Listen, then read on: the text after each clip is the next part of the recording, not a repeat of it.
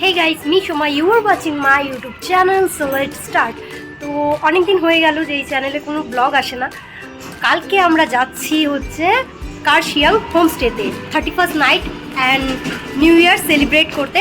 তো আমি কালকে হয়তো এগুলো শ্যুট করতে পারবো না, ইন্ট্রো শ্যুট করবো না, ব্যস্ত থাকবো।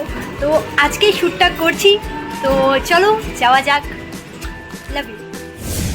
हवाओं की तरह मुझे छू के तू गुजर रोजाना।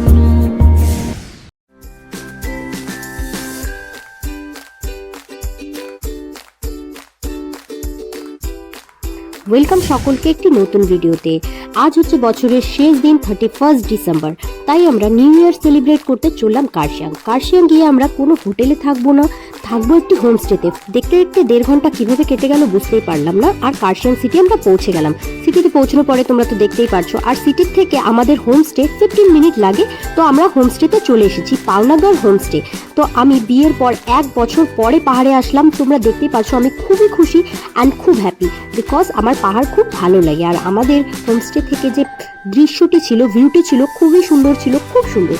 তো এই যে আকাশ নাচছে, এবার আমাদের পালা, আমরা ছাদে গিয়ে দেখবো যেখানে আমরা বারবিকিউ করব। রাতে এই ছাদেই বারবিকিউ করা হবে। আর এই দেখো রাতের জন্য স্টক রেডি হচ্ছে। সারাদিন খুব টায়ার্ড ছিলাম, তাই আর নেক্সট ডে আর কোনো ভিডিও শ্যুট করিনি। আর রাত্রি 12টা বেজে গেছিলো। সকলকে happy new year. New year celebrate করার পর আমরা করছিলাম বারবিকিউ, আর এটা খেতে অসাধারণ আর খুবই টেস্টি হয়েছিল। 1 কেজি চিকেন নিমিশে ফিনিশ। অ্যান্ড তারপরে খাওয়ার পর ওরা করছিল ডান্স। ওদের ডান্স দেখে আমার প্রচণ্ড হাসি পাচ্ছিল, তাই আমি ভাবলাম এটা তোমাদের সাথে শেয়ার করাই যায়। সকালে মোটেও চোখ খুলছিল না, বাট কী করব, আমাদের আজ চেক আউট করতে হবে। আর আমরা ভেবেছিলাম যে আজ আমরা একটু সাইট সিন করবো, আর তারপর আমরা আজই বাড়ি ফিরবো, বিকজ আমাদের কিছু কাজও ছিল। আর এই যে আমাদের ব্রেকফাস্টে ছিল soupy Y R Puri.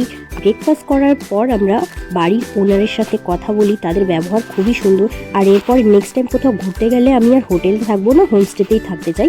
And তারপর আমরা ওয়েট করি, গাড়ি পেয়ে যাই, এবং নামার পর আমি একটি পেস্ট্রি খাই, এবং তারপর আমরা গাড়ি ঠিক করি সাইট সিনের জন্য। এই যে দেখতেই পাচ্ছ গাড়িতে আকাশ যা করছে।